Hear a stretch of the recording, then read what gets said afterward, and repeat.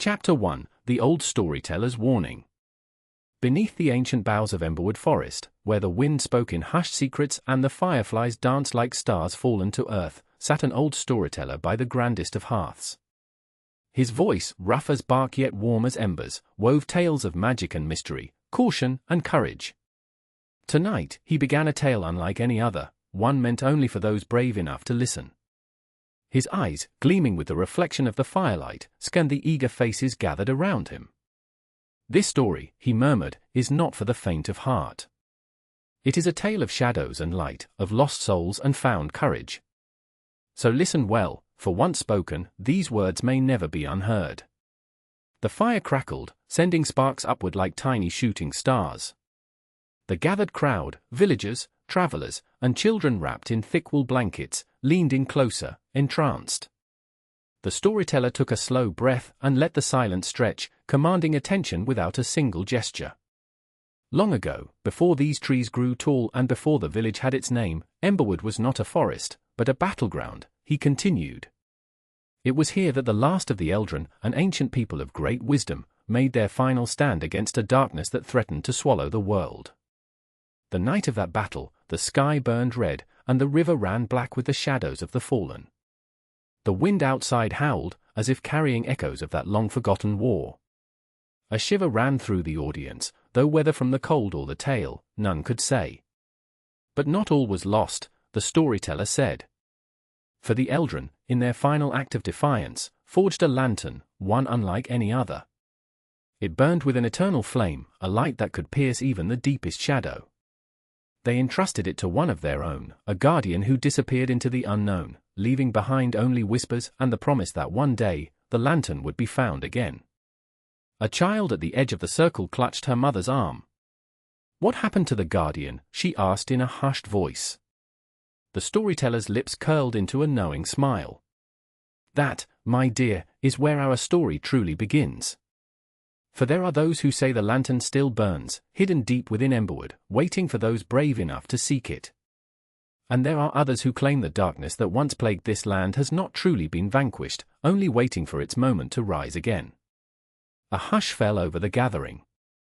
Outside, the wind whispered through the trees, carrying with it the promise of adventure, peril, and discovery. The fire crackled once more, and the storyteller leaned forward. "And so, dear friends, let us see where this tale shall lead us." Chapter 2: The Lost Lantern. The path into Emberwood was one seldom traveled. Thick roots jutted from the damp earth like the bones of the forest itself, and the dense canopy above swallowed the sunlight, leaving only scattered shafts of light that barely touched the ground. It was here, deep within the heart of the woods, that the legend of the lost lantern endured. For centuries, whispers had passed from elder to child, claiming that the lantern burned with an eternal flame, untouched by wind or rain. Some believed it was a gift from the Eldrin, a beacon of hope left to guide the worthy. Others feared it as a harbinger of misfortune, a cursed relic whose light could summon spirits best left undisturbed. Eldrin, the weary hunter, had spent his life dismissing such tales. To him, Emberwood was a place of tangled thickets and shadowed glades, a hunting ground filled with dangers that were all too real. But on this particular evening, as the forest grew eerily silent and the wind carried the scent of burning oak, he found himself pausing in his steps, a cold dread settling in his gut. Marla, the fearless herbalist, walked beside him, her keen eye scanning the underbrush. "You feel it too, don't you?" she murmured. "Something is different tonight." Joss, the star-eyed dreamer, clutched a worn parchment in his hands, a crude map drawn by those who had sought the lantern before. "According to this, we should be close," he whispered. "The lantern is said to rest beyond the Hollow Glen, in a place where the trees bend unnaturally. If it exists at all," Tiber, the skeptical scholar, grumbled. "We're chasing ghosts in the dark." But even as he spoke, the wind shifted, carrying with it a faint glow in the distance. The companions froze. The glow did not flicker like fire, nor waver like torchlight. It pulsed, steady and beckoning. "The lantern," Marla breathed. "It's real." The four pressed forward, their hearts pounding.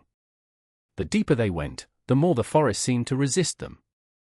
Vines twisted across their path, the air grew thick with an unnatural hush, and the shadows moved as though alive. A soft hum filled the air, resonating deep within their bones. At last, they reached a clearing where the trees curved inward, their gnarled branches forming an arch above a pedestal of stone. And there, atop the ancient altar, the lantern Saturday. Its glass was etched with delicate runes, and its blue flame burned with a quiet intensity, casting a light unlike any they had ever seen. Joss reached out, but before his fingers could touch the metal, the earth trembled. A low, guttural growl emanated from the darkness beyond the clearing. The companions turned as shadowy figures emerged from the trees, their eyes glinting like embers in the night.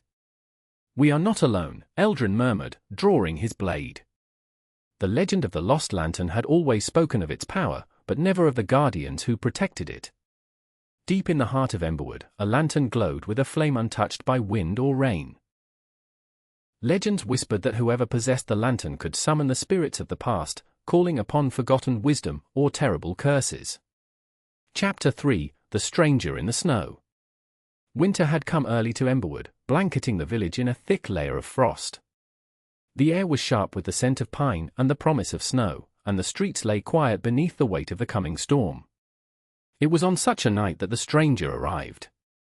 The first to see him was old Fendrel, the innkeeper, who had stepped outside to gather more firewood. Through the whirling flakes, he spotted a figure emerging from the darkness, a tall, cloaked man whose silver mantle shimmered under the lantern light. He carried a staff, and at its tip pulsed a soft, otherworldly glow, faint yet persistent against the winter's gloom. "Who goes there?" Fendrel called, tightening his grip on his axe handle. The stranger did not answer at first. He merely stepped forward, his boots crunching against the snow. His face, when it became visible, was gaunt but not old, his sharp features framed by hair the color of ash. His eyes, however, were what unsettled Fendrel most, deep, knowing, and filled with something ancient. "I seek the ones who dream of the lantern," the stranger finally spoke, his voice like the wind through bare branches. Fendrel frowned. "And what business have you with them?" "The darkness stirs once more," the stranger said. "If the lantern is found by the wrong hands, all will be lost. The ones who search for it must be warned." At that moment, the village bells tolled, their deep chimes sending ripples through the night.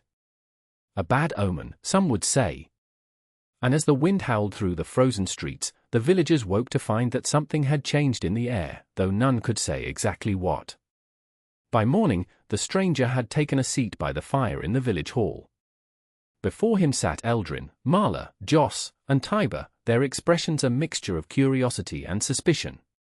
The stranger regarded them for a long moment before speaking. "I am called Kalen," he said. "And I bring you a warning." He set his staff down, and the glow within it pulsed once more, casting strange shadows upon the walls. "The lantern is more than legend," he continued. "It is a key, one that can unlock what was never meant to be freed. You seek it, but you are not the only ones. There are others. And they do not wish to use it for the light." A heavy silence settled over the group. Outside, the snow fell faster, as if the storm itself had drawn closer to listen. As the first frost crept upon the village, a stranger arrived, cloaked in silver and bearing a staff that pulsed with faint light. He spoke of a growing darkness and a task only the bravest could complete. Chapter 4: The Bond of Kindred Souls. The village had always been a place of quiet lives and simple folk, a world removed from the shadows of legend. But now, in the wake of Kalen's warning, the air was charged with something unspoken, an urgency that had not been felt for generations. Eldrin paced before the fire, his brow furrowed. "You speak of danger," he said, turning to Kalen.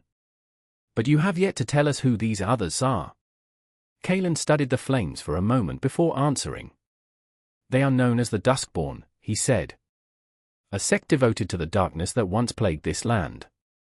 Long have they waited in the shadows, watching, searching.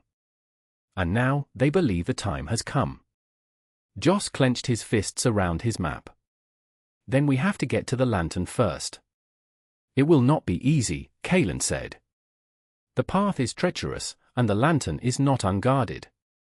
But there is hope yet, if you stand together. Marla met Eldrin's gaze, a silent agreement passing between them. They had traveled together before, fought beside one another in the wilds, and saved each other's lives more than once. There was no turning back now. Tiber, ever the skeptic, sighed and pushed his glasses up the bridge of his nose. Well, if I'm to perish in a frozen forest, I suppose I'd rather do it with company. Kalen nodded approvingly. Then let us waste no time. The lantern calls, and we must answer. They clasped hands, an unspoken pact, a bond forged in fire and fate. Together, they would step into the unknown. Together, they would face whatever lay beyond the whispering trees of Emberwood. A group of unlikely companions gathered: Eldrin, the weary hunter; Marla, the fearless herbalist; Joss, the star-eyed dreamer; and Tiber, a skeptical scholar. Together, they set forth into Emberwood, seeking the lantern and the truth hidden in its glow. Chapter 5: The Wolves of Hollow Glen. The companions ventured deeper into Emberwood, the towering tree swallowing what little moonlight broke through the thick canopy. The silence was unnatural, pressing upon them like a weighted cloak. Even the wind had stilled, as though the forest itself held its breath. Then, the first howl split the night. Low and mournful, it echoed through the trees, followed by another, and then another, until a chorus of eerie cries sent shivers down their spines. The wolves of Hollow Glen had found their scent. Eldrin's hand instinctively went to the hilt of his blade, his hunter's instincts sharpening. "Stay close," he whispered. "We're being watched." Marla tightened her grip on the satchel slung over her shoulder, filled with herbs and tinctures she had gathered for the journey. "I've heard tales of these wolves," she murmured. "They are not ordinary beasts. Some say they are spirits, guardians of the old ways. Others say they are cursed, former hunters who lost their way." Joss glanced around, eyes wide with nervous excitement. "What if they're neither? What if they're something else entirely? What if they're just wolves?" Tiber muttered, though his fingers twitched toward the dagger at his belt. Kalen remained silent, his staff casting a faint glow as he studied the darkness beyond the trees. "They are testing us," he said finally. "They will not strike until they know our intent." As if in response, the underbrush rustled, and a pair of glowing eyes emerged from the shadows. Then another. And another. The wolves stepped into the moonlight, their sleek forms shimmering as though woven from the mist itself. Their fur was a silver so pale it seemed almost translucent, and their eyes burned like distant stars. They did not snarl, nor did they advance. They merely watched, waiting. "They are no ordinary creatures," Joss breathed. Eldrin lowered his blade slightly. "Then what do they want?" Kalen took a step forward, raising his staff. The wolves did not flinch. Instead, the largest of them, a massive beast with a scar running down its muzzle, stepped forward as well. It gazed at Kalen, then at the lantern strapped to Joss's pack.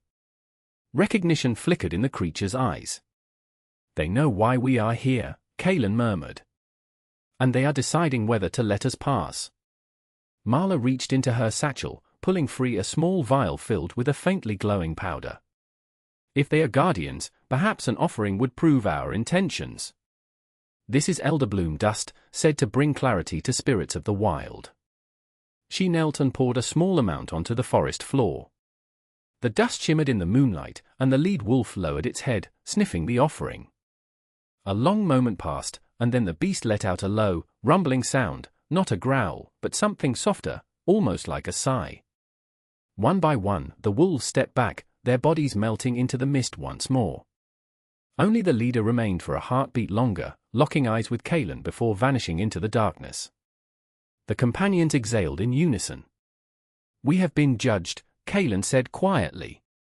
"And for now, we are allowed to continue." Eldrin shook his head in wonder. "I don't know if we passed a test or simply entertained them. But either way, we live to see another night." The wind stirred once more, carrying the distant echoes of fading howls. The path ahead remained uncertain, but one thing was clear. The wolves of Hollow Glen were watching. And their judgment was far from over. Their first night in the woods tested them, as howls echoed through the trees. The wolves of Hollow Glen were no ordinary beasts, but guardians of a forgotten realm. Would they be friend or foe?